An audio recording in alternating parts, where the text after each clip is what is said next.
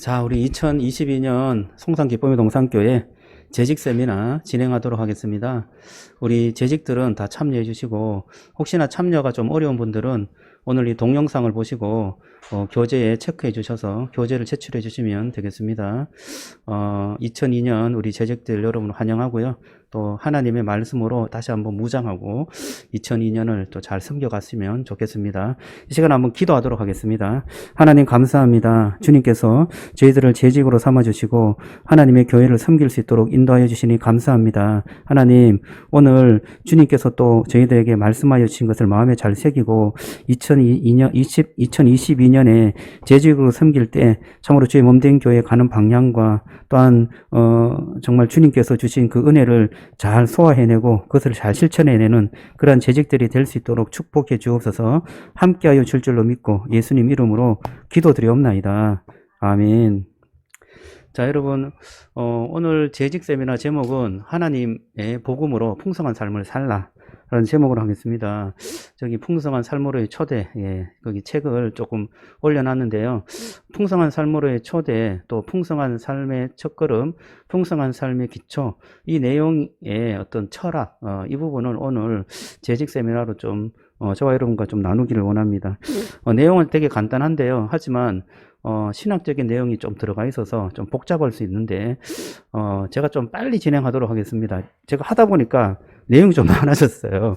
그래서 여러분 이 책을 되게 이렇게 많은 내용을 어떻게 하냐 이렇게 생각할 텐데 제가 빨리빨리 진행할 테니까요. 잘 따라오시면 내용이 그렇게 복잡하지 않으니까 여러분들이 집중해서 따라오시면 더 좋겠습니다. 자, 서론 들어가보죠. 우리가 잃어버린 건 예수. 요한복음 예수가 대체되었다라는 주제가 있습니다. 예수가 대체되었다. 여기에 보면 요한복음 6장 35절에 보면 이런 말씀이 있습니다. 예수께서 그들에게 말씀하셨다. 내가 생명의 빵이다. 내게로 오는 사람은 결코 줄이지 않을 것이요 나를 믿는 사람은 다시 목마르지 아니할 것이다. 예수님께서 생명의 빵이다 그렇게 말하죠. 우리로 말하면 예수님은 생명의 밥이다 그렇게 말씀하시는 것 같은 거죠. 생명의 밥. 이 밥이 예수님인데 이 밥이 중요하지 않습니까? 그런데 밥이 다른 걸로 다 대체되었어요. 예수가 다른 걸로 다 대체되었어요. 여러분, 우리가 밥을 먹을 때 무엇을 먼저 먹습니까? 밥을 먼저 먹습니까? 반찬을 먹습니까? 요즘에는 밥을 안 먹는 사람들이 되게 많더라고요. 우리 집도 밥을 잘 안 먹어요. 다이어트 한다고 밥을 되게 경시하고 반찬만 계속 이렇게 먹는 것 같아요. 네, 우리가 이제 밥을 주목하는 시대가 아니라 반찬을 주목하는 시대가 되었다. 그런 생각이 듭니다. 교회에서도 예수가 그렇게 주목받지는 않고 뭔가 프로그램이 굉장히 주목받아요. 저 교회는 저거 하더라, 이 교회는 이거 하더라, 뭐 이렇게 상담도 하더라, 뭐 하더라. 그게 막 반찬들이 막 쭉 나오니까 그 반찬들에 막 현혹이 되어갖고 예수는 온데간데 없고 다 뭐 이상한 어떤 프로그램과 뭐 좋은 거, 뭐 유익한 거 그런 것들에 현혹되어서 빠져버린다는 거예요. 그 외식 앞으로 좀 넘겨주시죠. PPT.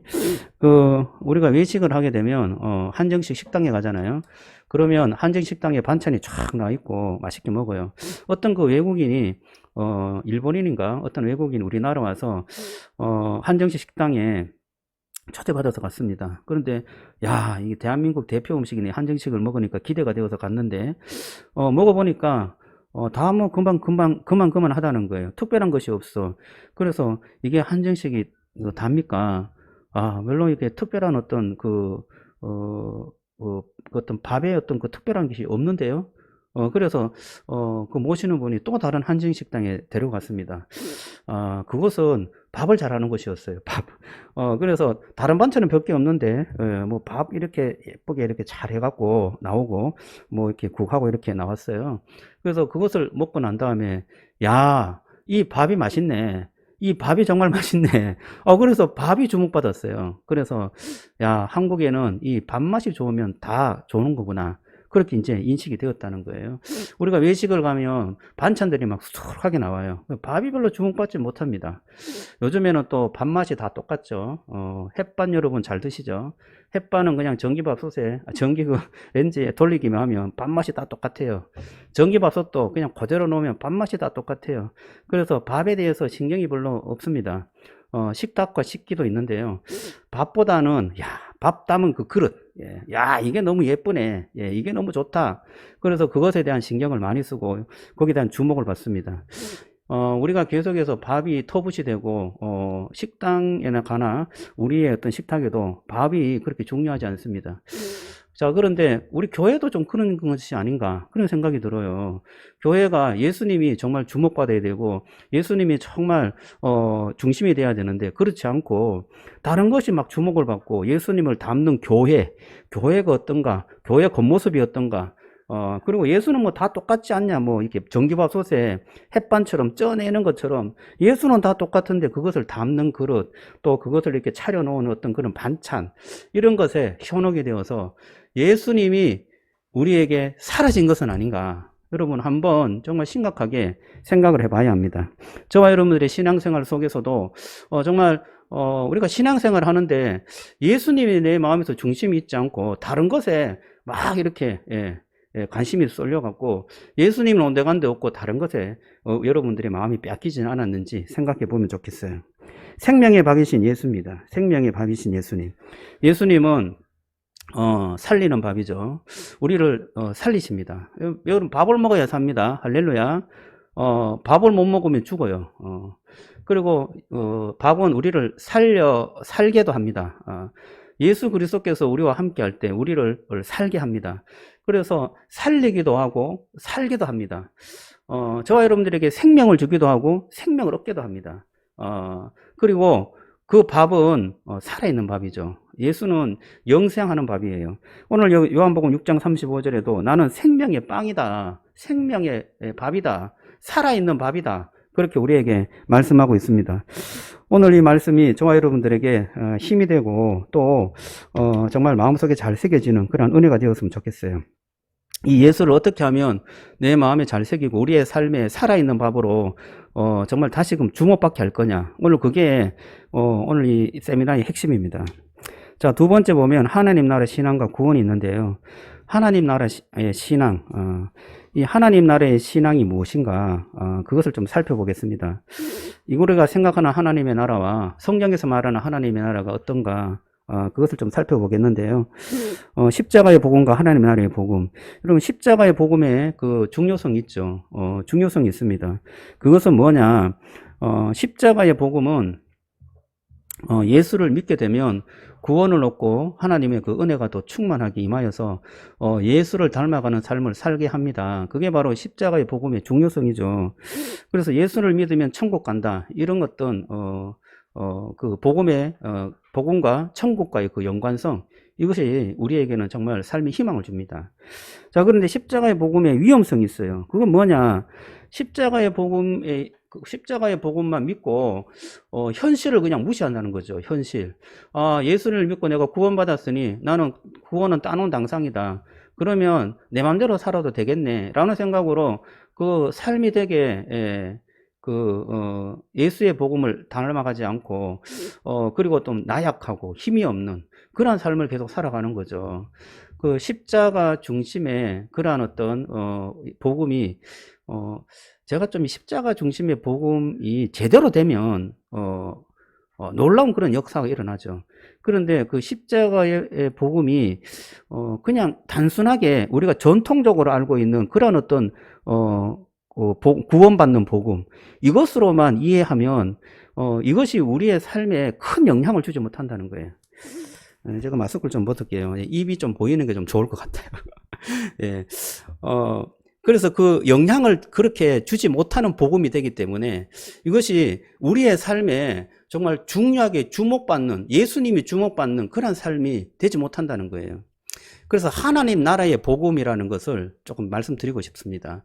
하나님 나라의 복음, 예수님께서 이 세상에 오셔서 증가하신 것이 있는데 그것은 바로 하나님의 나라는 거예요. 하나님의 나라가 중심이 되어서 우리의 삶에 펼쳐진다는 거예요.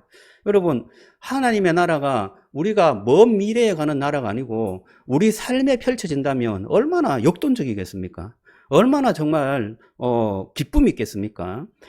그런 하나님의 나라가 저와 여러분들에게 현재의 삶에 정말 살아있는 그런 밥이 되어서 우리에게 나타난다면 저와 여러분들의 삶이 이전과는 정말 다른 삶을 살아갈 것입니다. 정말 풍성한 삶, 행복한 삶을 살아갈 거예요. 우리가 먼 미래에 다가올 그런 천국이 아니라 그 천국이 지금 현실에 내 삶 속에 나타나는 그러한 천국이 되어야 한다. 그게 바로 하나님 나라의 신앙과 구원인데요. 그게 십자가의 복음이 미래의 구원을 얻는 그런 복음이다. 그것만 우리가 생각하면 우리는 반쪽짜리 그 십자가의 복음을 이해하는 거예요. 십자가의 복음이 하나님의 나라를 우리에게 선물하고 그 하나님의 나라는 미래에만 있는 게 아니라 현재에 우리의 삶에 함께하고 우리의 삶을 풍성하게 하고 우리의 삶에 정말 진정한 복음의 빛을 주는 그러한 복음이다 라는 것을 이해하면 저와 여러분들의 삶이 정말 빛날 것이다. 그런 생각이 듭니다. 자, 오늘 서론의 부분을 조금 제가 길게 했는데요. 계속해서 좀 읽어가면서 말씀을 좀 나누겠습니다. 성경을 관통하는 주제 하나님의 나라. 지금부터는 조금 신학적이에요. 그래서 여러분들 좀 잘 따라오시면 좋을 것 같습니다. 예수의 가르침이 하나님의 나라인데요. 제가 좀 읽어보겠습니다. 예수 중심 가르침은 예수의 중심 예수님이라고 해야 되는데 책에서 예수라고 해서 그냥 예수를 좀 따랐습니다. 그렇게 아시고 그냥 이해하면서 읽어주시면 좋겠습니다. 예수의 중심 가르침은 갈로 하나님의 나라입니다. 하나님의 나라라고 기록해 주면 좋겠어요. 이 하나님의 나라는 사복음서를 읽으면서 놓칠 수 없는 주제입니다. 그런데 우리나라 성경은 하나님의 나라를 천국으로 번역했어요. 마태복음은 하나님이라는 단어에 대한 경외심이 있기 때문에 하늘나라라는 표현을 썼습니다. 그래서 우리말로 번역할 때 천국으로 번역한 것입니다. 천국은 민간 신앙의 뿌리를 두는 한국인에게는 천당과 같은 토속적인 개념으로 이해를 했습니다. 그래서 기독교에서 천국은 죽으면 가는 천당과 같은 개념으로 받아들이게 되었죠. 하지만 예수의 하나님 나라는 죽어서 가는 것도 포함하지만 이를 훨씬 뛰어넘는 개념입니다. 하나님의 나라에 대한 예수의 가르침을 가장 잘 압축해서 표현한 것은 마가복음 1장 15절인데요. 이렇게 말합니다. 거기 PPT 한번 올라왔습니다. 이르시되 때가 찼고 하나님의 나라가 가까워 왔으니 회개하고 복음을 믿으라 하시더라. 때가 찼고 하나님의 나라가 가까이 왔다. 가까이 왔다는 것은 먼 미래에 있는 것이 아니죠. 아주 가까이 온 것입니다. 내 주변에 그리고 내 삶에 지금 막 닥친 것이죠. 그래서 하나님의 나라는 먼 미래에 가는 그런 나라가 아니라 지금 내 삶에 함께하는 나라, 그게 바로 하나님의 나라라고 그렇게 말씀하고 계시죠. 마태와 누가에도 마가의 짧은 구절을 이렇게 표현합니다. 마태복음 4장 17절에 보면 이때부터 예수께서 비로소 전파하여 이르시되 회개하라 천국이 가까이 왔느니라 하시더라. 예수께서 이르시되 내가 다른 동네들에서도 하나님 나라의 복음을 전해야 하리니 나는 이 일을 위해 보내심을 받았노라 하시고, 예수님께서 오신 목적이 바로 하나님 나라의 복음을 전하는 것에 목적을 두고 계시는 것입니다. 자, 그래서 이 하나님의 나라는 먼 미래에 있는 그런 하나님의 나라보다도 그것도 포함합니다.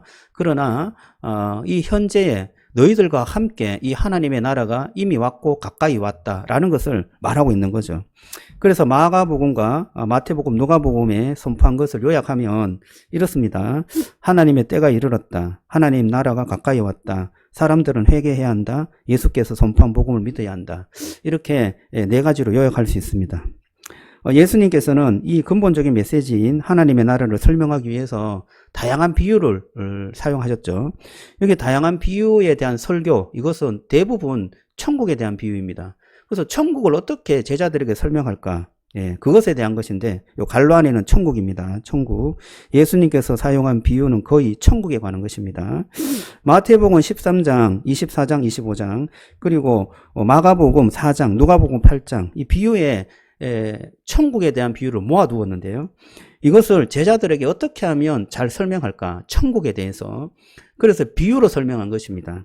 예수님께서 이 천국을 설명할 때 정말 정말 부단히 좋겠다는 것을 알 수 있어요. 왜냐하면 그들이 지금 살아가고 있는 그 현재의 상황을 비유로 해갖고 정말 알아듣기 쉽게 천국을 설명하려고 노력했기 때문입니다.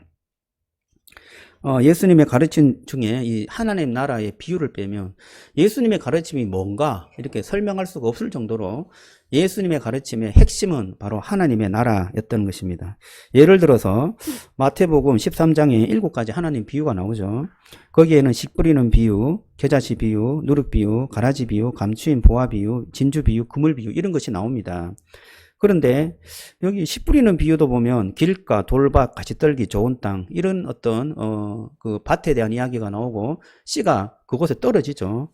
떨어져서 길가, 돌밭, 가시떨기에는 자라다가 혹은 자라기 전에 다들 이렇게 씨가 말라 죽고 그냥 열매를 맺지 못하죠.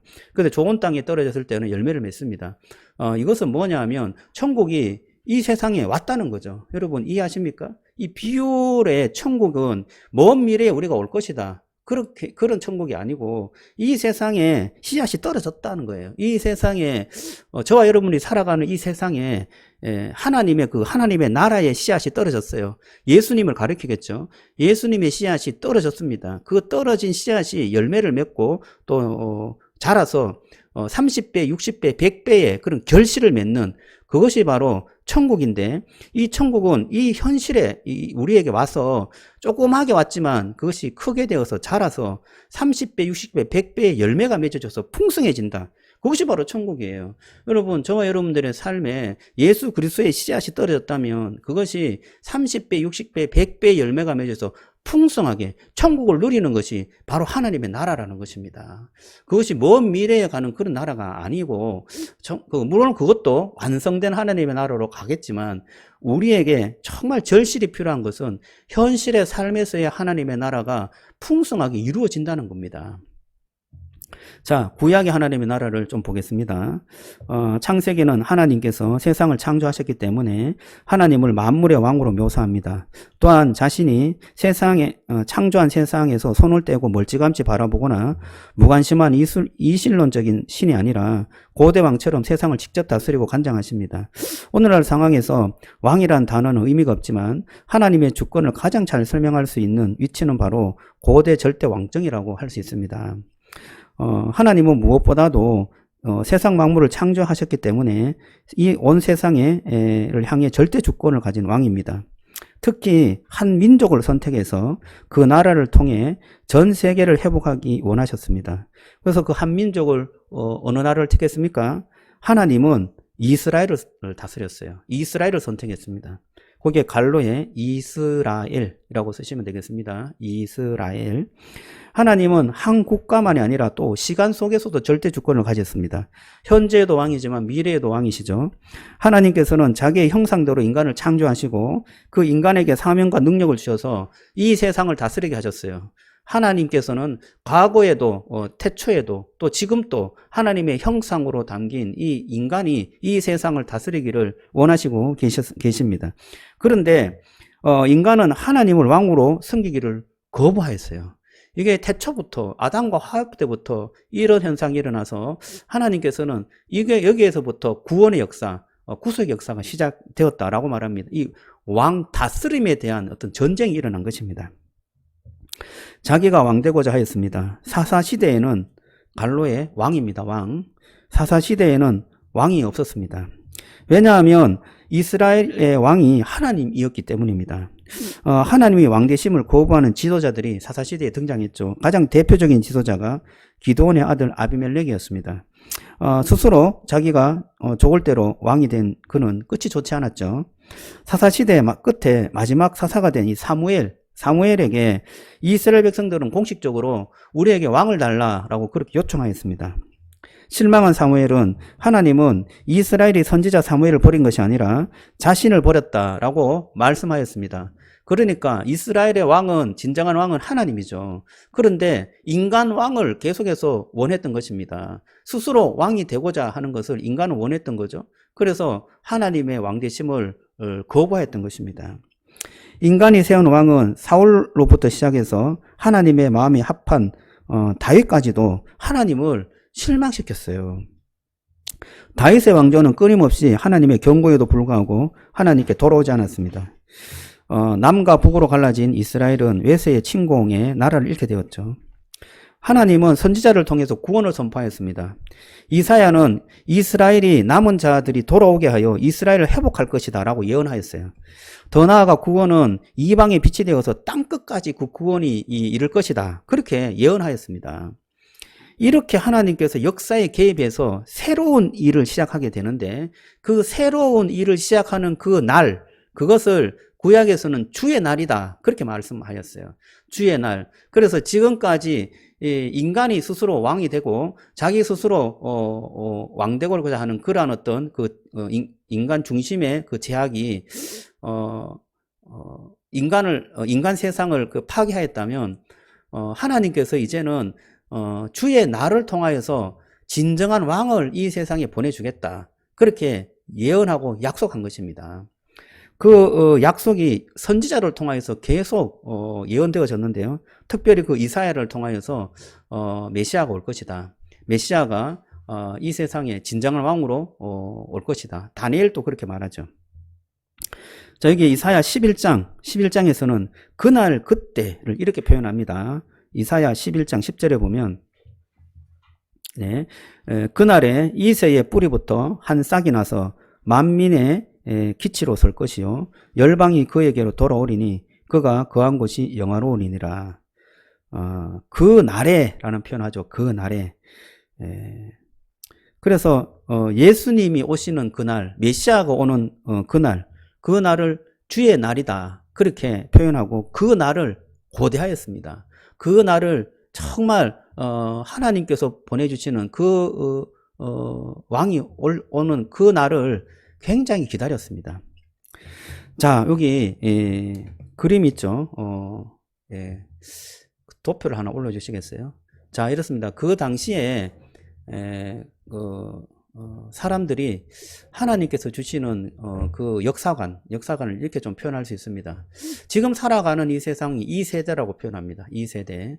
그리고 하나님께서 오시는 그 하늘나라, 미래의 하늘나라를 오는 세대라고 그렇게 좀 표현하면 좋겠습니다. 그 이 세대와 오는 세대, 그 중앙에 주의 날이 오는데 주의 날이 옴으로 인하여서 이 세대는 끝나고 또 오는 세대가 시작된다. 그렇게 이제 믿었던 것입니다. 그래서 이 주의 날이 언제 올 것이냐, 그것을 되게 고대하고 기다린 것이 구약의 사람들이었습니다. 자, 그래서 메시아가 주의 날이 임할 때 새로운 세상과 새로운 시대가 열린다.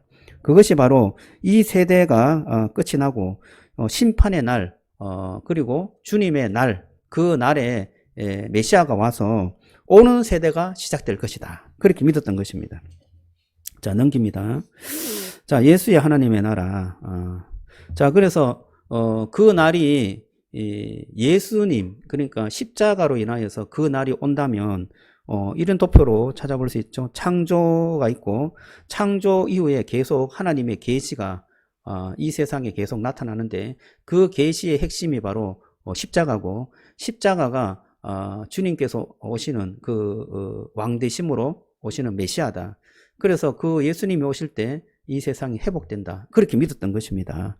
자, 이것이 우리의 어떤 하나님의 나라의 어떤 이해, 그리고 어떤 개념이 아닌가, 그렇게 한번 생각해 봐요. 자, 예수의 하나님의 나라를 좀 보겠습니다.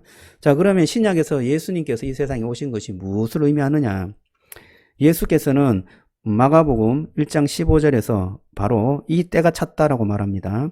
구약에서 기다리던 바로 그 메시아가 오시는 바 그때를 말합니다. 예수께서 가지고 온 하나님의 나라는 하나님이 왕으로 오셔서 세상의 죄와 악을 심판하고 새로운 세상을 열어가는 구약의 맥락에서 이해해야 합니다.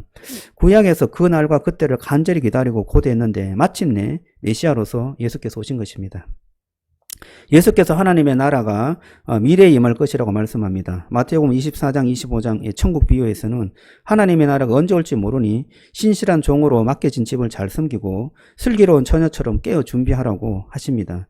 최후 그 심판날이 오면 하나님의 종 양과 거짓 종 염소를 분리하고 영원한 생명의 형벌로 생명과 형벌로 들어갈 것이다. 그렇게 말합니다. 여기에서는 미래의 하나님의 나라를 언급하고 있어요.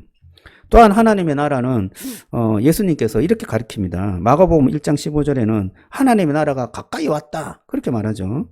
그리고 누가복음에서는 예수께서 가버나움 해당에서 메시아가 왔을 때 세상이 회복되는데 이미 이루어지고 있다라고 그렇게 말했어요. 이미 이루어지고 있다. 이것은 현재의 하나님의 나라가 임했다라는 것을 말하고 있습니다. 놀랍게도 귀신이 예수님이 명령하실 때 다 쫓겨나가는 그런 놀라운 기적이 일어납니다. 예수님께서 하나님의 나라를 말할 때 깨어 준비해야 할 미래의 나라가 있고, 미래의 하나님의 나라가 있고, 하나님의 나라가 이미 임했다는 현재적 하나님의 나라가 분명히 있는 것입니다. 자, 그렇다면 하나님의 나라는 이미 임한 것입니까? 아니면 다시 오는 도래하는 그러한 미래의 나라입니까? 자, 여기에서 그림을 한 번 더 보면요. 하나님의 나라는 이미 임했지만 아직 임하지 않았다. 그렇게 볼 수 있습니다. 자, 그림이 조금 희미하죠. 제가 이것을 좀 고치려고 하다가 조금 이렇게 좀 이 디자인 이 그래픽이 좀 안 돼갖고 그냥 책에 있는 걸 올렸습니다. 자, 이 세대와 오는 세대가 있는데 이 세대 중에 메시아가 왔죠. 그 하나님의 나라를 선포한 예수님이 이 세상에 오셨습니다.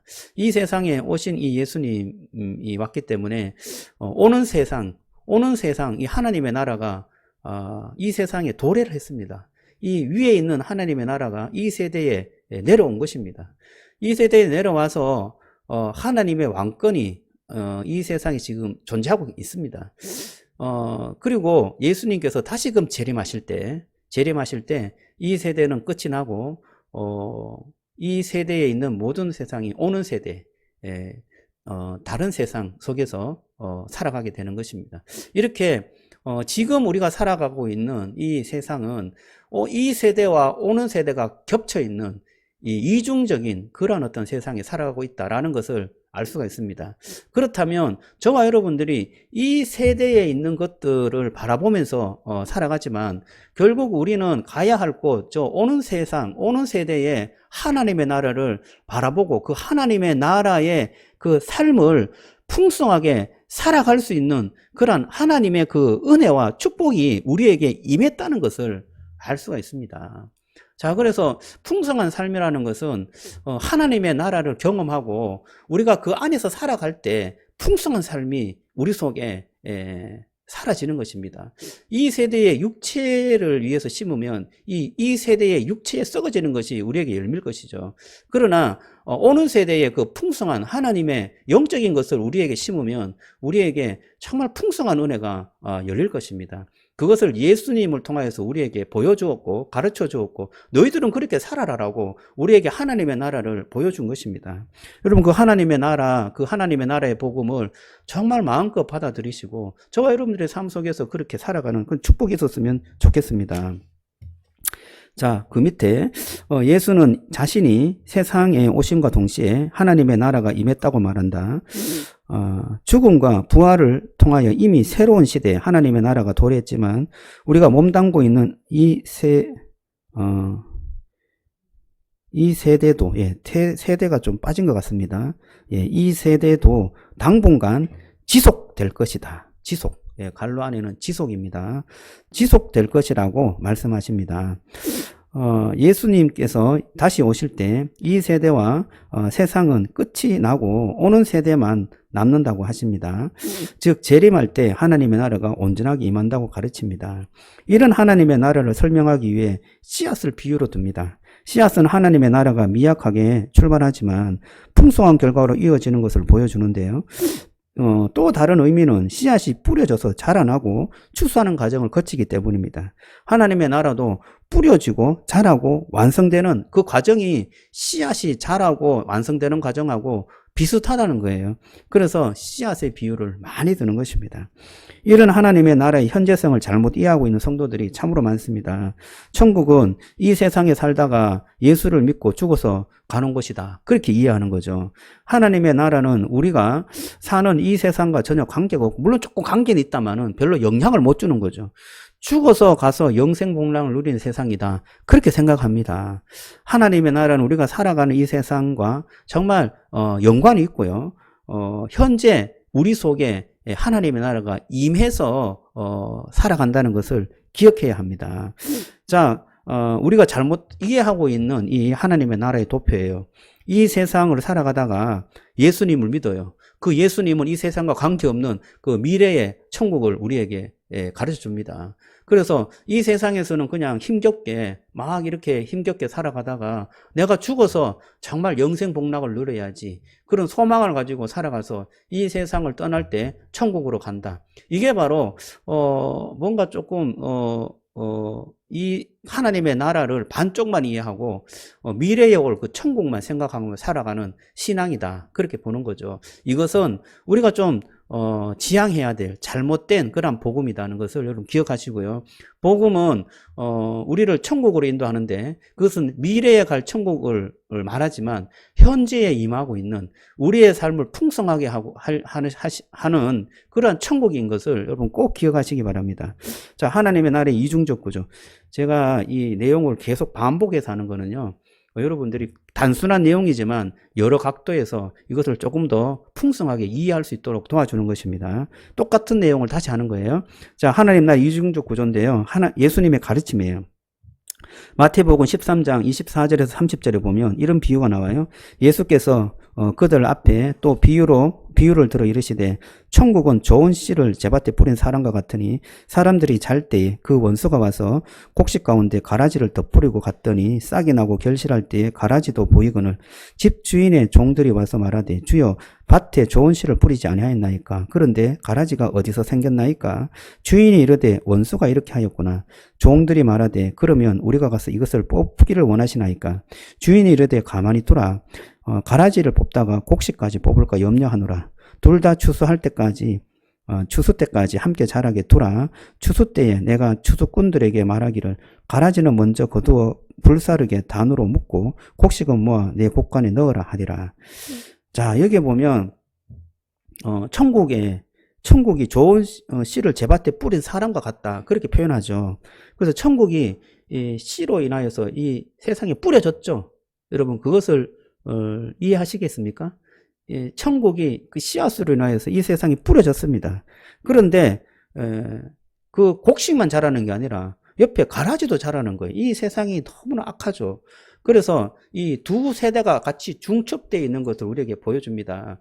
오는 세대와 이 세상, 곡식과 가라지가 같이 자라요. 그래서 종이 묻습니다. 뭐 이 세상에 여러 가지 나쁜 것들 다 뽑아서 내버릴까요? 그렇게 하니까 아니다. 그거 뽑다가 좋은 곡식도 뽑힐까가 염려가 되니까 그냥 둬라. 마지막 때에 가라지를 다 뽑아갖고 불태울 것이다. 제가 우리 여기 교회 앞에 화단을 정리하면서요, 하나 깨달은 것이 있어요. 오늘 이거 준비하면서 겨울이 되니까요, 딱 보니까 잡초들이 너무나 잘 보여. 우리가 그 화단에 있는 그 꽃나무들은 약간 시들시들해져 갖고 다 똑같습니다. 시들시들해진 그 모습을 다 같이 갖고 있어요. 근데 잡초들은 아주 파릇파릇하게 고개를 딱 들고 올라와 있습니다. 그래서 겨울이 되니까요, 다 추수할 때가 되니까 잡초들이 너무 잘 보이는 거예요. 그래서 그것들 이렇게 위에만 탁탁 잡고 뽑으니까 다 뽑혔어요. 마지막 때에 이 가라지는 아주 분명하게 드러난다는 사실을 다시 한번 깨달았습니다. 자, 그처럼 마지막 때가 있고 현재 씨앗이 이 땅에 떨어져서 가라지와 함께 하나님의 나라가 지금 펼쳐지고 있다라는 것을 오늘 이 예수님의 가르침에 대해서 아주 분명하게 가르쳐주고 있죠. 자, 그 다음에 가라지 비유를 말씀드렸고, 바울의 경우를 한번 볼까요? 바울의 경우 말씀이 한 3구절 나오는데요, 이 말씀 3구절은 과거, 현재, 미래를 말합니다. 말씀 좀 올려주시겠어요? 에베소서 2장 8절에 보면 이런 말씀이 있어요. 같이 한번 읽어봅시다. 우리가 잠도 조금 오고 하니까 한번 읽어봅시다. 자, 시작. 너희는 그 은혜에 의하여 믿음으로 말미암아 구원을 받았으니 이것은 너에게서 난 것이 아니요 하나님의 선물이라. 자, 저기 구원은 과거입니까? 현재입니까? 미래입니까? 구원을 받았으니, 저것은 과거죠. 구원을 이미 받았습니다. 자, 고린도서 1장 18절 한번 볼까요? 고린도서 1장 18절에 보면, 같이 한번 읽어보겠습니다. 시작. 십자가의 도가 멸망하는 자들에게는 미련한 것이요 구원을 받는 우리에게는 하나님의 능력이라. 구원을 받았습니까? 아니면 받을 것입니까? 지금 받죠. 예, 현재입니다. 구원을 받는 우리에게는 하나님의 능력입니다. 디모데후서 4장 18절 한번 보겠습니다. 자, 시작. 주께서 나를 모든 악한 일에서 건져내시고 또 그의 천국에 들어가도록 구원하시리니 그에게 영광이 세세 무궁토록 있을지어다. 아멘. 자, 오늘 이게 디모데후서에는 구원을 받을 거다 그렇게 말하죠. 들어가도록 구원하시리니 미래에 대한 말씀입니다. 자, 그래서 사도 바울도 구원을 받았고 또 받고 구원을 하신다. 그렇게 과거, 현재, 미래 모두 다 지금 말하고 있습니다. 예수님의 가르침도 가라지의 비유를 보면 과거에 그 씨앗이 뿌려졌고 또 현재 함께 있고 미래에 뭐예요? 추수할 것이다. 그렇게 과거, 현재, 미래에 대해서 아주 잘 그렇게 비유로 설명하고 있습니다. 오늘 이 사도 바울도 과거, 현재, 미래에 대해서 구원을 받을 것이다. 그렇게 말하고 있죠. 그 다음에 베드로의 경우도 한번 볼까요? 베드로전서 1장 3절에 보면 이렇게 말하고 있습니다. PPT에 있습니다. 올려주시면 좋겠어요. 같이 한번 읽어보겠습니다. 자, 시작. 우리 주 예수 그리스도의 아버지 하나님을 찬송하리로다. 그의 많으신 국률대로 예수 그리스도를 죽은 자 가운데서 부활하게 하심으로 말미암아 우리를 거듭나게 하사 참 소망 있게 하시며. 자, 이 거듭나게 하사 이런 것은 벌써 거듭나게 한 거죠. 자, 그 다음에 베드로 전서 1장 9절은 믿음의 결국 곧 영혼의 구원을 받음이라. 영혼의 구원을 일단 받았죠. 예. 받음이라. 받는 것은 지금 현재의 말이죠.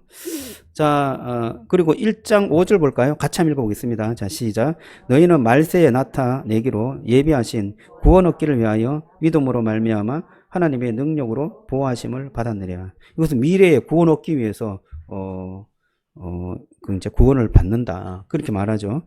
베드로의 경우에도 과거에 거듭나게 했고 또 지금 구원을 받고 구원을 얻기 위하여 그렇게 말씀합니다. 자, 그래서 예수님도 바울도 베드로도 구원이라는 것이 과거에 있었고 현재에 진행되고 미래에 있을 것이다. 그렇게 보는 것입니다. 자, 그러면 현재의 그 하나님의 나라를 우리가 분명히 주님께서 주셨는데 그것을 어떻게 누리냐 말이죠. 저와 여러분들의 힘으로 누릴 수 있으면 좋겠는데 그렇지 못합니다. 그래서 주님께서는 우리에게 성령을 약속하셨어요. 성령을 우리에게 허락해 주셨어요. 성령도 우리에게 과거에 이미 임했고 현재에 함께하고 미래에 약속을 하겠다. 그런 어떤 말씀으로 우리에게 타고 오십니다. 자, 과거를 한번 볼까요? 과거는 인치다는 것으로 말씀하고 있습니다. PPT 올려주시겠어요? 고린도후서 1장 22절에 보면 이렇게 말하고 있어요. 같이 한번 읽어보겠습니다. 그가 또한 우리에게 인치시고 보증으로 우리 마음에 성령을 주셨느니라. 인치시고는 도장을 찍는다는 말이죠. 벌써 도장을 찍었다는 거예요. 인치셨다. 치셨다. 자, 그 다음에 에베소서 4장 30절 한번 볼까요? 자, 시작. 하나님의 성령을 근심하지 하게 말라. 그 안에서 너희의 구원의 날까지 인치심을 받았느니라. 구원의 날까지 벌써 인치심을 받았다. 받았으니까 구원의 날까지 그냥 간다. 도장을 찍었다. 라고 말합니다. 자, 그래서 성령께서 우리에게 임한 것은 도장 찍은 것을 말해요. 과거에 벌써 성령께서 임했기 때문에 도장을 찍었어. 이제는 끝까지 가. 그 도장이 변치 않아. 그렇게 말씀하는 거예요.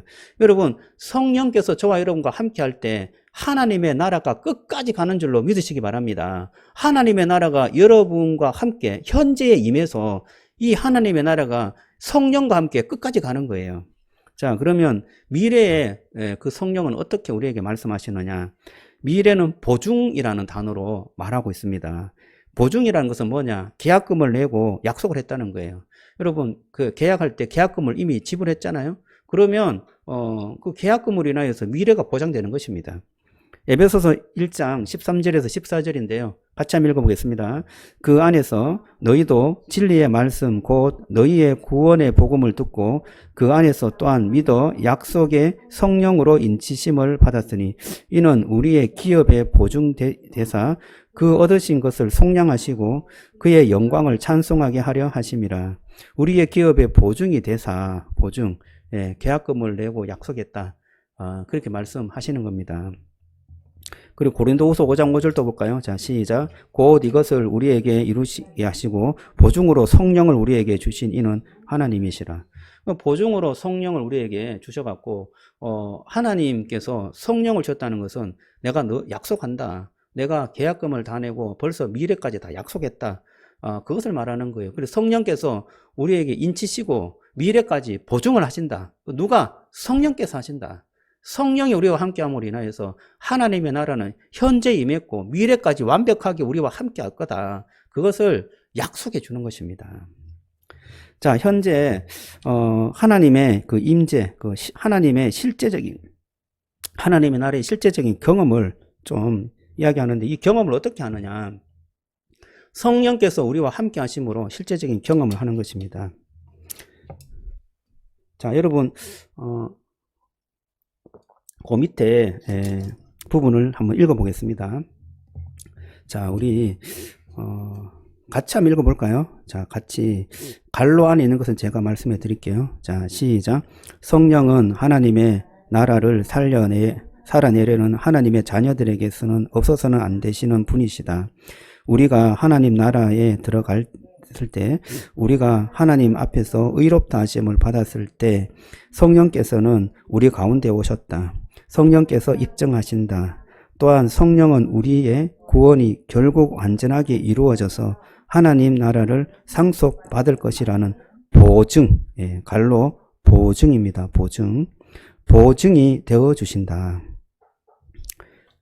네, 계속 한번 읽어볼까요? 자, 시작. 우리가 온전한 하나님 나라를 바라며 살아낼 때 우리를 위해 끊임없이 기도하시며 우리를 도우시는 분이 바로 성령이시다. 성령은 현재 우리에게 함께 하시고 역사하신다. 자, 그래요. 성령께서 우리에게 보증하시고 우리와 함께 하시고 역사하시는 분이 바로 성령이에요. 어떻게 역사하시냐? 한 6가지 정도 성령의 긍정적인 역사에 대해서 좀 말씀드리겠습니다.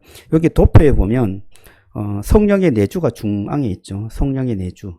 성령께서는 우리 안에 계십니다. 그래서 내 안에 계셔서 내 속에서 역사하시고 일하십니다. 그걸 바로 성령의 내주라고 하는데요. 여러분 안에 성령께서 계심을 믿으시기 바랍니다. 그리고 그 성령께서는 우리를 인도하세요. 우리를 끝까지 하나님의 나라에 완성되는 그날까지 우리를 인도하십니다. 성령께서 인도하시니까 우리는 겁낼 것이 없습니다. 두려워할 것이 없습니다. 그리고 그 인도하시는 중에 성령의 열매를 맺게 하십니다. 성령은 우리를 계속해서 변화시키죠. 우리의 성품을 변화시킵니다. 우리의 삶을 변화시킵니다. 그래서 우리를 풍성한 하나님의 나라를 경험하도록 인도하세요. 성령께서 우리에게 놀라운 그런 열매를 주시는 것이죠. 그 다음에 우리에게 은사를 주십니다. 능력을 주십니다.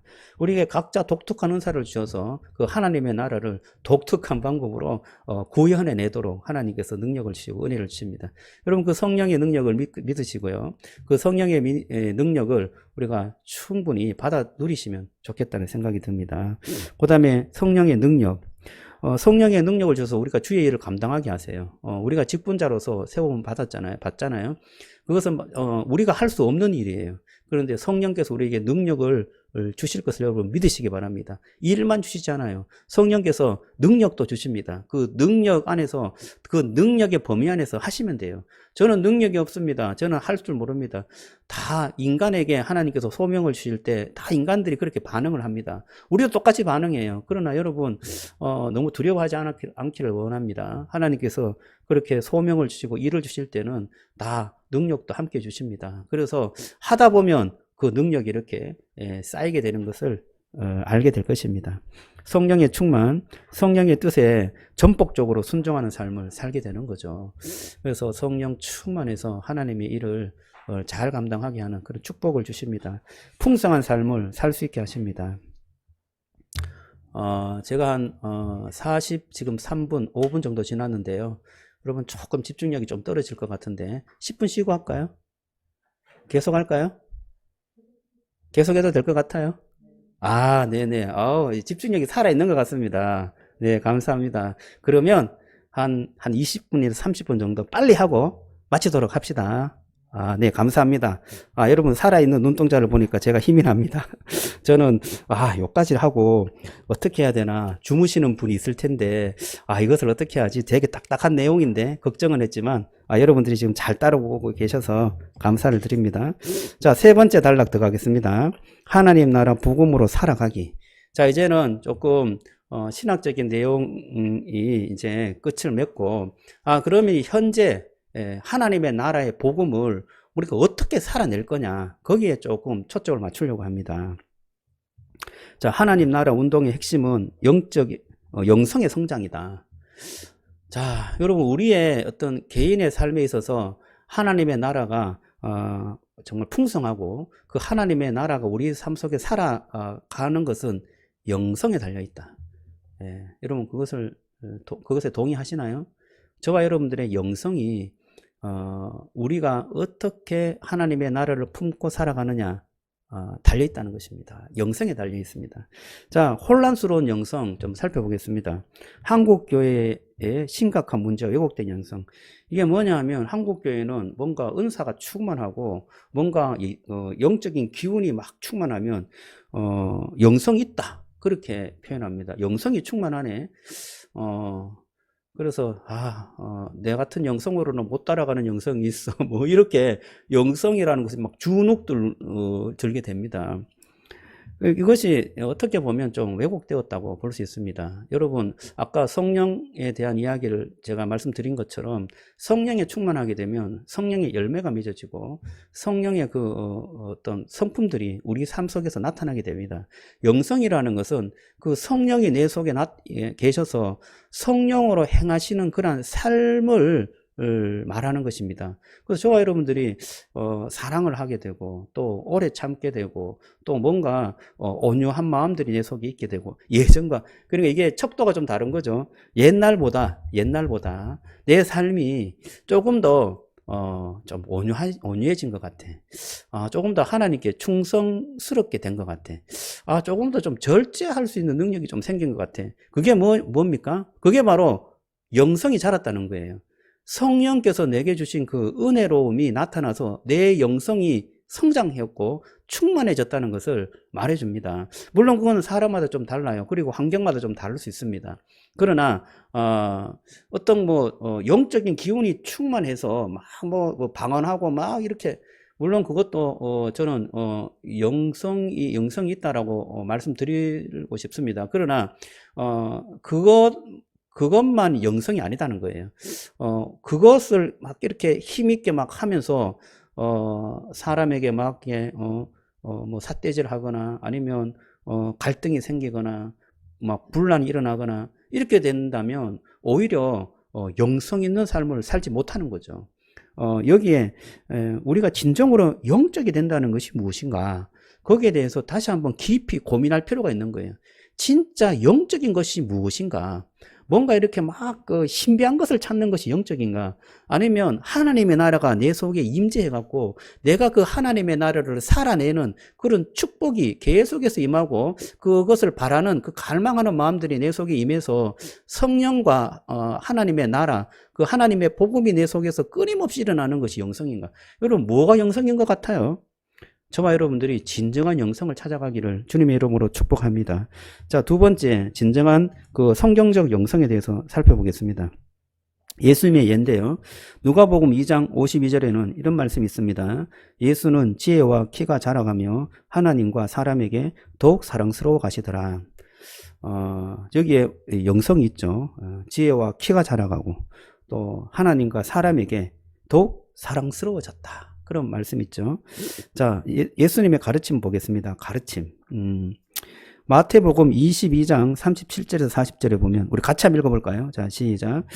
예수께서 이르시되 내 마음을 다하고 목숨을 다하고 뜻을 다하여 주 너의 하나님을 사랑하라 하셨으니 이것이 크고 첫째 되는 계명이요 둘째도 그와 같으니 내 이웃을 내 자신같이 사랑하라 하셨으니 이 두 계명이 온 율법과 선지자의 강령이니라. 요 39절까지 읽었습니다. 자, 여기에 예수님의 가르침이 있죠. 내 목숨, 내 마음과 목숨을 다하여 뜻을 다하여 하나님을 사랑하라. 그리고 내 이웃을 사랑하라. 이것이 첫째, 둘째 계명이다. 그렇게 말합니다.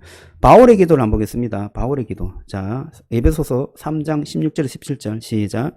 그의 영광의 풍성함을 따라 그의 성령으로 말미암아 너희 속 색 사람을 능력으로 강건하게 하시오며 믿음으로 말미암아 그리스도께서 너희 마음에 계시게 하시옵고 너희가 사랑 가운데서 뿌리가 박히고 터가 굳어져서. 자, 이 예수님의 가르침, 바울의 기도, 여기에는 네 가지 영역이 나옵니다. 네 가지 영역. 첫 번째 영역은 제일 그 표에 그 왼쪽에 보면 갈로가 있죠. 하나님과의 관계 영역입니다. 하나님과의 관계 영역. 하나님과의 관계가 어떠냐? 두 번째 그 제일 오른쪽이죠. 제일 오른쪽. 예. 제일 오른쪽 네 가지 영역에 보면 두 번째 칸에는 자신과의 관계입니다. 자신과의 관계. 그리고 세 번째, 네 번째는 공동체와의 관계, 세상과의 관계. 이렇게 한번 기록해 놓고요. 이 네 가지 관계가 아주 그 긴밀하게 연결되어 있을 때, 이 관계가 정말 굳건하게 연결되고 아주 풍성한 그런 교제가 일어날 때 저와 여러분들의 영성이 풍성해지는 것입니다. 영성이 하나님께로 향하는 그 영성이 뜨겁게 일어날 수 있는 거죠. 그래서 이 네 가지 영역에서 우리의 영성이 어떻게 이루어졌는가 살펴보는데요. 예수님께서는 그 영성이 어떻게 자랐느냐. 하나님과의 관계는 어떨까요? 여기 표에 한번 기록해 보면 좋겠어요. PPT를 한번 올려주시겠어요? 네, PPT를 올려주시면 아마 적기가 편할 겁니다. 자, 하나님과의 관계에 있어서 예수님의 예는 하나님에게 사랑스러워지는 거죠. 예수님은 하나님에게 사랑스러워져 갔습니다. 하나님이 예수님을 되게 사랑해요. 이게 바로 예수님과 하나님과의 관계죠. 또 예수님의 가르침은 어떻습니까? 하나님을 사랑하라 가르쳤죠. 마태복음 22장 37절에 39절에 보면 주 너의 하나님을 사랑하라. 마음을 다하고 목숨을 다하고 뜻을 다하여 하나님을 사랑하라. 그렇게 말하죠. 그래서 사랑의 관계가 바로 하나님과의 관계죠. 바울이 기도하는 것은 어떻습니까? 바울이 기도하는 것. 네. 그리스도가 마음에 계시기를 기도해요. 내 마음에 그리스도가 계시기를 기도하고 있습니다. 자, 이처럼 하나님과의 관계가 예수님은 하나님께 사랑스러워지고 예수님의 가르침은 하나님을 사랑하라고 가르치고 바울도 기도할 때 그리스도가 내 마음에 계시기를 간절히 기도하라. 그렇게 말하고 있습니다. 자, 그 다음에 자신과의 관계는 어떻습니까? 자신과의 관계. 예수님은 지혜와 키가 자랐다. 그렇게 말해요. 내 자신의 지혜와 키가 자랐다.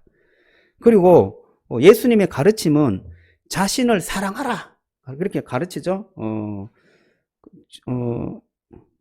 그러니까 내 이웃을 내 자신같이 사랑하라. 그러니까 내 이웃을 사랑하는 것, 그것 같이 너 자신을 사랑하는 것처럼 내 이웃을 사랑하라. 그 자신도 사랑해야 이웃을 사랑할 수 있다. 그것을 말하는 거죠. 그리고 바울의 기도는 속 사람이 강건하기를, 너희의 속 사람이 강건해지기를 그렇게 기도하고 있습니다. 그래서 내 속 사람이 강건해지는 것, 네, 그 자신이 강건해져야 되겠죠. 그러니까 자신과의 관계가 되게 깊어져야 됩니다. 자신을 사랑하고 내 속 사람이 강건해지고 내 지혜와 키가 자라고, 그것을 여러분 기도하고 여러분과 여러분 자신과의 관계가 되게 긴밀하게 연결되어 있을 때 여러분의 영성이 자라는 것이죠. 그 다음에 공동체와 세상과의 관계인데요. 예수님의 예는 사람들에게 사랑스러워진다. 그렇게 말합니다. 그러니까 예수님이 하나님께도 사랑스러워지지만 키와 지혜가 자라가면서 사람들에게도 사랑스러워져요. 여러분, 우리의 영성이 이렇게 풍성해지고 자라게 되면 사람들, 이 세상의 사람들도 여러분 그것을 격리하거나 이렇게 갈등의 관계가 아니고 사랑하는 관계가 된다는 거예요. 여러분 이게 되게 기독교의 독특한 영성인데요. 세상 사람들이 여러분을 사랑하고 좋아하는 그런 관계가 되기를 주님의 이름으로 축복합니다. 예수님의 가르침에도 이웃을 사랑하라고 하죠. 나 자신도 이웃을 사랑하는 그런 관계가 계속해서 일어나게 되는 것입니다.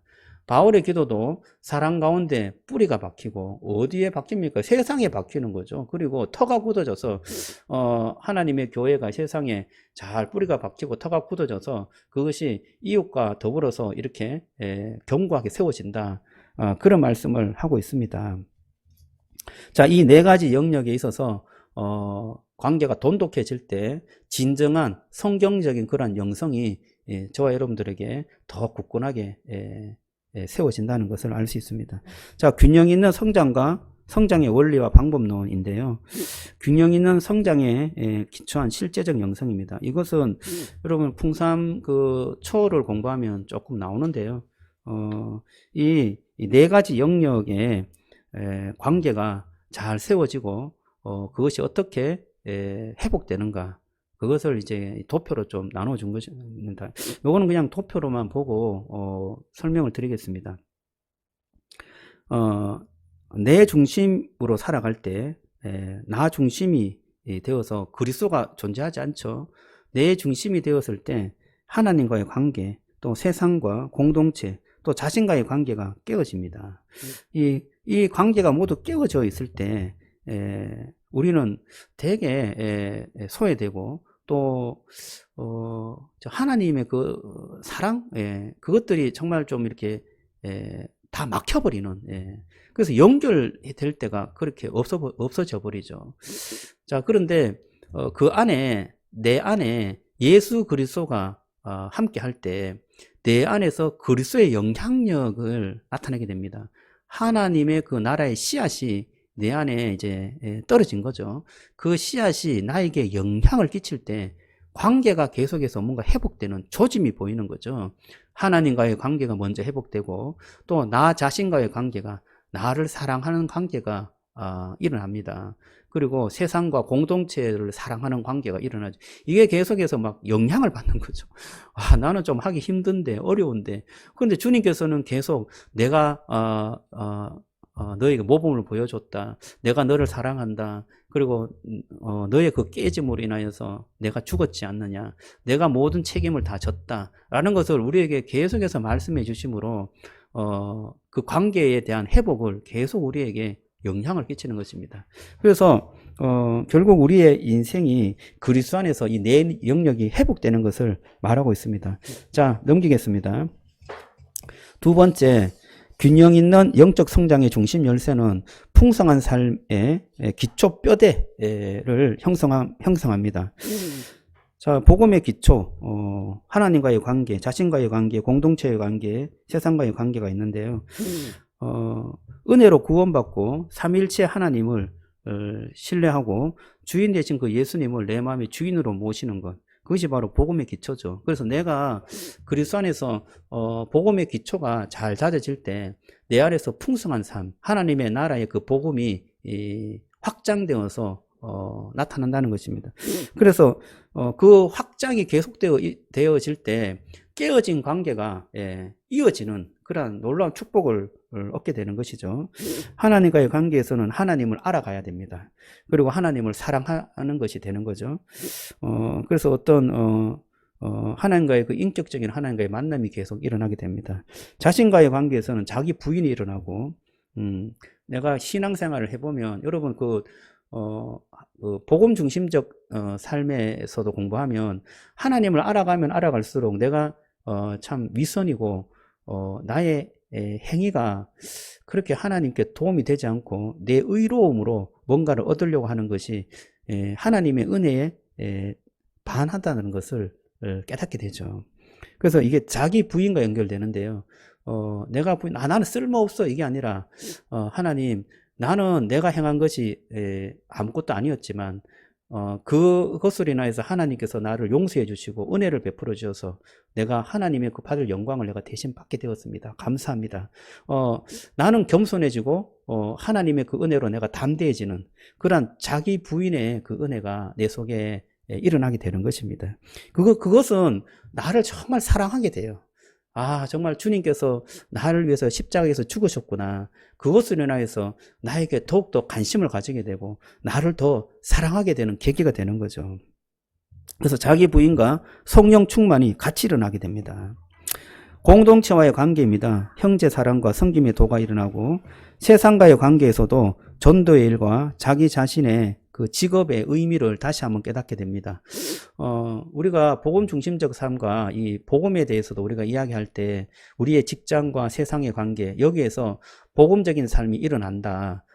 직장에 있어서 우리가 사명감을 갖게 되고 그 직장에서도 하나님의 복음을 전할 수 있는 그런 계기가 된다. 내가 직장에서의 태도가 바뀌고 내가 사회에 대한 태도가 바뀔 때 전도가 일어나는 것입니다. 전도가 그냥 말로 이렇게 막 전도 예수 믿고 교회 오라 그래서 전도가 되는 것이 아니죠.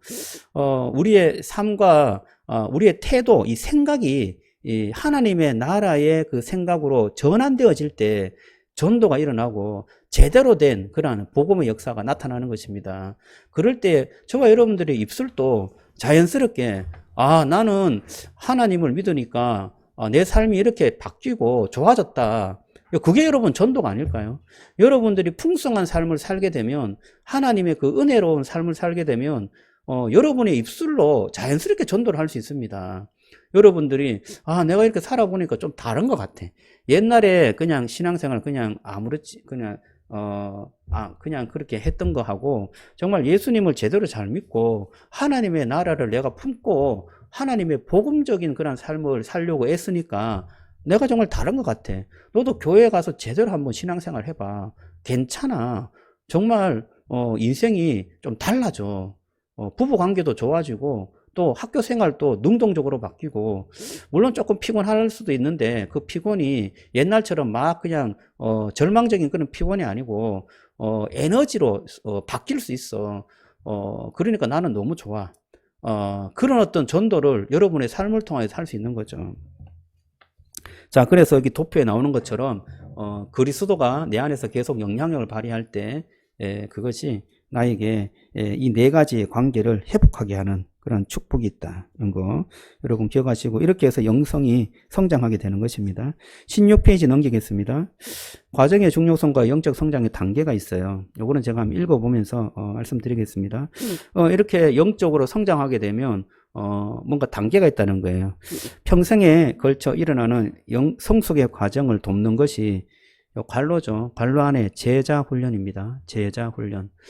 예수님께서 제자들을 계속 훈련한 것은 이 영적 성장을 계속해서 도와주고 성령께서 그들과 함께한 것은 그들의 인격과 삶이 변화될 수 있도록 함께하는 거죠. 그 모든 것이 제자 훈련의 한 과정이죠. 제자 훈련은 평생에 걸쳐서 해야 합니다. 그러니까 뭐 어떤 기간, 프로그램 이게 아니고 저와 여러분들의 평생에 성령과 더불어 사는 삶, 말씀에 순종하는 삶, 이것이 평생에 일어나는데 여러분이 교회에서 하는 그런 프로그램이나 제자훈련은 그것을 도와주는 하나의 어떤 도구밖에 안 되는 거죠. 그래서 거기에 도전을 받고 우리의 삶을 평생 하나님 앞에 제자로 드리는 그런 훈련을 하게 되는 것입니다. 복음으로 살아가는 훈련을 서로를 위해서 해야 하고 하나님 나라를 이루어가는 삶을 살아가야 한다. 은혜로운 주님 안에서 가능한 일이지만 이것은 또한 내가 실천해야 할 사명이다. 우리가 살아가야 될 내 일이죠. 내 일입니다. 자, 영적 어린아이 초보 단계가 있습니다. 사도 바울은 에베소서 4장 14절에서 어린아이로 있는 것은 안 된다고 합니다. 어린아이는 인간의 속임수나 강교한 술수에 빠져서 온갖 교훈의 풍조에 흔들리거나 이리저리 밀려다닌다고 표현합니다. 영적 어린아이는 하나님을 알지만 세상의 영향을 받아 요동하는 특징을 보입니다. 어린아이는 이렇게 말하면 이렇게 하는 되는 것 같고 저렇게 말하면 저렇게 그런 기준이 없어요. 그래서 왔다 갔다 한다는 겁니다. 자기 좋아하는 걸 쫓아서 그냥 재미나면 글로 그냥 쑥 빠졌다가 재미없어 그러면 또 다시 툭 튀어나오고 어린아이의 가장 중요한 것은 인격적 교제입니다. 이 어린아이는 부모님과 그러니까 어떤 기준을 잘 갖고 지혜롭게 살아가는 어른과 혹은 선생님과 잘 관계를 맺어야 이 어린아이가 제대로 삶을 살아갈 수 있겠죠. 그래서 인격적인 그 소통을 배워가야 합니다. 그래서 처음 교회에 오거나 처음 예수를 믿게 되는 어린아이 신자들에게는 반드시 영적으로 조금 가르칠 수 있는 사람들이 붙어서 하나하나 좀 가르쳐주고, 가르쳐 준다는 것은 모범을 보이는 거죠. 이렇게 살아가는 것이 풍성한 삶이고 은혜로운 삶이야. 그렇게 자기가 그렇게 살아가는 것을 보여주는 거죠. 그렇게 보여주면 저 사람이 살아가는 게 되게 매력적이네, 괜찮네, 이런 생각을 하면서 따라가는 거죠. 그게 바로 영적 어린아이를 돕는 것입니다. 그러나 잘 배우려고 하지 않죠. 이 어린아이들이 잘 배우려고 하지 않습니다. 자기 고집도 세고 지 하고 싶은 것도 많아서 잘 배우려고 하지 않아요.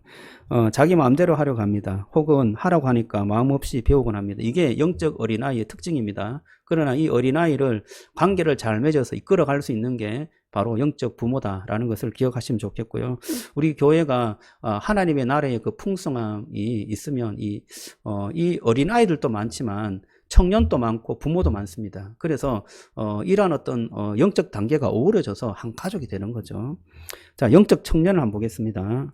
영적 청년은 어느 정도 성장하여서 정체성이 흔들리지 않는 것을 말해요. 이 청소년기가 지나고 청년이 되면 내가 어떤 사람이다, 나는 기독교인이야, 아니면 나는 대학생이야, 나는 이런 일을 하고 싶어, 뭐 이런 어떤 자기 정체성에 대해서 흔들림이 없고 어느 정도 굳어진 것을 말합니다. 물론 이제 찾아가겠죠. 찾아가지만 어렴풋이나마 자기의 정체성을 발견하고 살아가는 사람, 그 사람을 영적 청년이라고 합니다.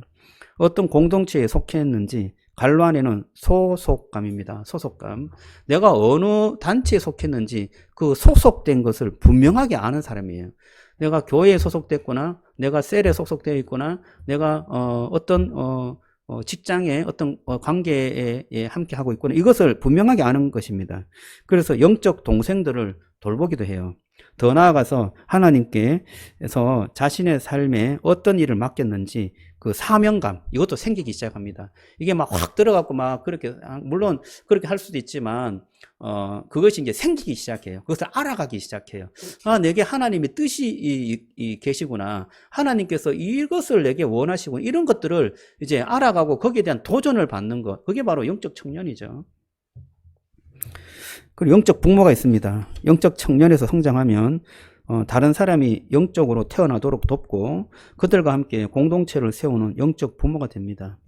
영적 성장은 신비한 체험을 통해 하루아침에 일어나는 것이 아닙니다. 주님과 동행하면서 그분의 진리를 내면화하면서 이루어지는 거예요. 자, 그래서 영적 부모들이 좀 많아야 됩니다. 그래서 저와 여러분들이 진정한 그러한 신앙생활을 풍성하게 하려면 영적 어린아이에서 영적 청년, 영적 청년에서 영적 부모, 그 영적 부모로서의 삶, 여러분들이 부모의 삶이 좀 사실은 힘든 삶이기도 합니다. 그러나 그럼 부모가 된다는 것은 되게 행복한 거죠. 그리고 이 가정에 있어서 되게 중추적인 역할을 감당하죠. 그리고 내가 하고 싶은 것들을 하게 되고, 또 하나님께서 원하시는 일들을 이 가정에서 풀어낼 수 있는 그런 권위와 위험이 있는 그런 어떤 뭐랄까요, 권위자가 바로 영적 부모의 권위이죠. 저와 여러분들 이런 부모가 되어서 다른 어떤 영적 아이나 또 청년들을 섬길 수 있는 그런 축복이 있었으면 좋겠어요. 그게 바로 풍성한 삶을 살아가는 그러한 영적 성숙을 이루는 그런 삶이다. 저와 여러분들이 나는 어디쯤 왔을까 한번 생각해 보시기 바랍니다. 영적 어린아이인가, 영적 청년인가, 영적 부모인가 한번 생각해 보시기 바랍니다. 자, 하나님 나라 복음의 전수자로 살라. 이게 좀 마지막인데요. 이 하나님의 나라의 복음은 내 안에서 갇혀 있으면 그것이 정말 풍성하게 드러나지 않습니다. 그래서 그것을 내 안에서의 그 하나님의 복음이 막 충만하게 일어나면 그것을 자꾸 전하고 싶어요. 맛있는 맛집이 있으면 그것을 전하고 싶잖아요. 그 집 참 맛있더라. 그처럼 우리가 영적인 그 하나님 나라의 복음의 전수자가 되었으면 좋겠는데요. 첫 번째는 그 복음은 듣고 배웁니다. 그래서 내가 깨달은 것, 들은 것, 건전한 교훈을 전수해야 됩니다. 그리고 하나님의 말씀, 예배를 잘 들을 수 있도록, 그리고 성경 공부 잘 할 수 있도록 그렇게 도와주는 것이죠. 항상 무언가를 알아야 그 암만큼 따라갈 수 있죠. 그래서 계속해서 가르침을 받아야 합니다. 두 번째는 복음은요, 보고 배워요. 보고. 이게 배우는 게 더 많아요. 제가 어느 목사님이 홈스쿨링을 해야 되겠다라고 생각해서 홈스쿨링을 하는 목사님 가정을 방문했다고 해요. 그래서 홈스쿨링 할 때 가장 주의해야 할 것이 무엇입니까? 물었대요. 그랬더니 홈스쿨링은 아이들과 함께 같이 사는 겁니다. 그래서 부부관계가 중요합니다. 그렇게 말하더라고요. 부부관계가 좋지 않으면 아이들이 배우지 않는다는 거예요. 그래서 아이들은 무엇을 배웁니까? 보고 배우는 거예요. 부모님들이 아주 좋은 것들을 다 가르쳐줘도 부부관계가 별로 좋지 않아. 그러면 홈스쿨 다 망친다는 거예요. 홈스쿨링은 보고 배우기 때문에 부부관계가 좋아야 되고 또 아이들과 관계가 좋아야 된다. 그러니까 뭡니까? 우리가 듣고 배우는 것보다 보고 배우는 것이 훨씬 많다는 거예요. 그래서 우리가 본이 되는 삶을 살아야 합니다. 저와 여러분들이 어느 정도 내가 가르치고 또 돌보는 그러한 어떤 영적 아이가 있다면 그 영적 아이와 함께 정말 내가 그리스도를 닮아가는 그런 삶을 살아가려고 노력하는 것, 잘 살아가는 것이 아니죠.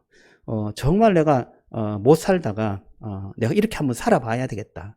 그렇게 노력하면서 애쓰는 그것이 배우는 사람에게는 도전이 되는 거죠. 저렇게 권위 있고 정말 믿음이 좋은 사람도 나와 똑같은 고민을 하고 그것으로 발버둥 치고 살아가고 있구나. 그것을 막 체험하게 될 때는요. 그래. 저분도 저렇게 노력하면서 애쓰는데 나도 노력하면서 애쓰면서 한번 살아봐야 되겠다. 그것을 보고 배우는 거죠. 저 여러분들이 뭔가 거룩한 모습, 그 모습으로 그냥 짠 나타나는 거. 그러면 보고 배울 수가 없죠. 저분은 원래 그래. 그렇게 생각하니까 보고 배울 수가 없습니다. 그러나 우리의 어떤 밑바닥을 솔직하게 드러내고 그 솔직하게 드러낸 그 밑바닥에서 내가 무언가를 계속 노력하고 있다. 같이 기도하면서 노력하자. 그것이 공감이 되어질 때 배움이 일어나는 거죠. 함께 가는 것이 일어납니다. 그래서 가르침과 삶이 함께 할 때 복음이 전수되는 거죠. 듣고 배우고 보고 배웁니다. 그래서 가르침과 삶이 함께 할 때 복음이 계속해서 전수되는 거죠. 그래서 풍삼초, 풍삼첫, 풍삼기, 복중삼, 복중삼이라고 한번 해봤습니다. 복음 중심적 삶이죠. 복중삼도 여러분 한번 했지만 여러분들이 다시 한번 할 필요가 있는 것 같아요. 그래서 저와 여러분들이 계속해서 이 성경 공부를 쉬지 않고 계속해서 해갔으면 좋겠어요. 그래서 이런 양육으로 여러분들의 영성이 계속 성장하게 되면 그 성장함으로 인하여서 풍성한 하나님의 나라, 그 하나님의 나라의 복음이 현재적으로 내게 임하게 되고 그 현재적 임한 그 삶이 풍성한 삶으로 나타나서 정말 저와 여러분들의 삶이 행복하게 됩니다. 복음 중심적 삶이 되고 하나님의 나라가 천국이 여러분의 삶 속에 임하게 되는 거죠. 오늘 이 말씀을 같이 좀 세미나로 좀 나누었는데요. 오늘은 제가 어떤 교회에 대한 비전이나 이런 것들은 좀 넣지 않았습니다.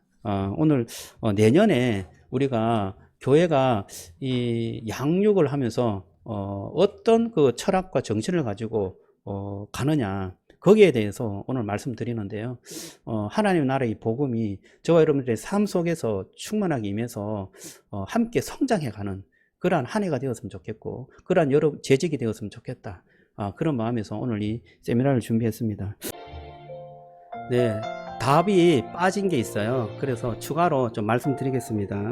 6페이지에 보면 예수께서 오시기까지 이스라엘 민족은 주님의 날을 고대하였습니다. 갈로의 다윗입니다. 다윗의 자손으로 오실 분이 민족을 구원하고 세상을 구원하실 것이라고 믿었습니다. 다윗의 자손으로 예수님이 오셨죠. 자, 그 다음에 8페이지입니다. 8페이지에 보면 제일 위쪽 단락에 보면 하나님의 나라는 이미 임한 것인가? 아니면 미래에 도래할 것인가?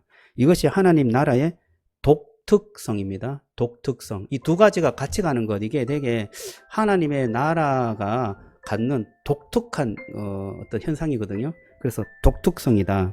그래서 이미 임했지만 아직 임하지 않았다. 이게 독특함의 그 하나님의 나라의 것입니다. 그래서 갈로의 독특성이다. 그렇게 넣어주시면 마지막으로 여기 봉사 신청 안내가 있고 또 재직 헌신 서약서가 있죠. 여러분 그 재직 헌신 서약서를 한번 읽어보시고 사인해 주시면 좋겠습니다. 그리고 봉사 신청 안내도 여러분들이 할 수 있으면 체크해서 해주시면 감사하겠습니다. 네, 저와 여러분들이 또 2022년 한 해 함께 섬기고 동역자로 섬길 때 또 큰 은혜와 교회를 통한 축복이 여러분과 함께 하기를 주님의 이름으로 축복합니다. 한번 기도하겠습니다. 기도할 때 여러분 작은 소리로 한번 기도했으면 좋겠어요. 하나님, 제가 송산 기쁨의 동산교회 우리 재직으로 정말 풍성한 하나님의 은혜의 삶을 살 수 있도록, 그리고 정말 영성이 성장하기를 원합니다. 하나님과의 그 관계가, 자신과의 관계와 또한 우리 공동체와 세상과의 관계가 더 끊임없이 주님의 은혜의 영향력을 받아서 성장하고 또 풍성해지고 관계가 회복되어지는 그런 축복 있게 해달라고 여러분 간절히 기도하시고요. 또 우리 교회에 주신 그 사명을 잘 감당할 수 있도록 성숙된 영적 청년과 영적 부모로서의 삶을 잘 살아갈 수 있도록 그렇게 기도했으면 좋겠어요. 우리 주여 한번 찾고 기도하겠습니다. 주여, 할렐루야. 하나님 감사합니다. 오늘 우리 이 세미나를 통하여서 정말 풍성한 하나님의 삶이 어떤 삶인지 깨닫게 되었습니다. 하나님, 현재 그 하나님의 나라가 우리의 삶 속에 임할 수 있도록 주여 도와주시고 성령께서 우리에게 함께하시며 참으로 우리를 도와서 하나님의 그 풍성한 삶을 살 수 있도록 인도하여 주시는 것 감사합니다. 하나님, 우리가 놓치지 않기를 원합니다. 하나님, 이 세상과 하나님의 나라가 동시에 우리 속에 함께하고 있다는 것을 기억하게 하시고, 하나님, 우리 주 예수 그리스도 그분이 나의 주인이 되어서 왕이 되셔서 하나님 우리에게 다스려 주시며, 하나님 우리에게 나타나 주시며, 우리의 삶의 씨앗이 되어 주셔서 하나님 30배, 60배, 100배의 풍성한 열매를 맺어갈 수 있도록 주여 은혜를 베풀어 주옵소서. 하나님, 오늘 이 말씀이 우리에게는 복음이 되기를 원합니다. 이런 삶도 있구나, 이렇게 살면 풍성하게 살 수 있겠구나, 정말 하나님의 은혜의 삶을 살 수 있겠구나, 내 인생이 행복할 수 있겠구나, 그런 확신이 들게 하여 주시고, 하나님 그러한 삶을 우리가 제대로 잘 살아갈 수 있도록 기도하며 노력할 수 있도록 축복해 주옵소서. 하나님 아버지, 그냥 천국에 가면 되지라는 그런 아니란 생각이 아니라 우리의 이 세상의 삶에서도 정말 하나님의 은혜와 사랑과 축복이 풍성하게 나타나는 그런 삶이 될 수 있도록 하나님 역사를 주옵소서. 주여 은혜를 베풀어 주옵소서. 주님, 우리 재직들에게 다시 한번 힘을 주시고 능력과 은혜가 충만할 수 있도록 주여 축복해 주시기 바랍니다. 하나님 함께하여 주시고 2002년도 하나님 기대하는 하나님 앞에 나갈 수 있도록 주여 은혜를 베풀어 주옵소서. 오직 줄로 믿습니다. 하나님 감사합니다. 주님께서 귀한 시간을 통하여서 하나님의 나라가 무엇인지 깨닫게 하시니 감사합니다. 하나님, 우리와 함께 하시고 또 우리 속에 계시며 하나님의 그 현재성이 우리의 삶과 함께 한다는 것을 깨닫게 하여 주시니 감사합니다. 하나님, 이것을 놓치지 않기를 원합니다. 하나님, 성령께서 우리와 함께 하셔서 우리 삶 속에 하나님의 나라가 임하고 천국이 임하고 천국의 삶을 살아갈 수 있다는 것을 기억할 수 있도록 주님 도와주시옵소서. 하나님, 영적으로 성장하기를 원합니다. 영적인 삶을 살아가기를 원합니다. 우리의 네 가지 영역에 있어서 하나님의 풍성한 은혜가 관계의 회복이 있기를 원합니다. 주여 축복하여 주시고 내 속에 끊임없는 주님을 사모하고 주님 앞에 나가고자 하는 하나님, 정말 이 하늘에 대한 영성이 뜨겁게 일어날 수 있도록 주여 역사하여 주옵소서. 2022년도도 기대합니다. 하나님, 저희들을 통하여서 또한 우리들의 삶이 풍성함이 있게 하여 주시고 이 풍성한 은혜가 정말 다른 사람들에게도 증거되고 나타나며 우리의 삶의 놀라운 축복과 은혜가 또 다른 열매가 되어서 하나님 전도의 열매, 또 축복의 열매, 성장의 열매가 주렁주렁 맺혀갈 수 있도록 주여 역사하여 주옵소서. 모든 말씀 예수님 이름으로 기도드리옵나이다. 아멘.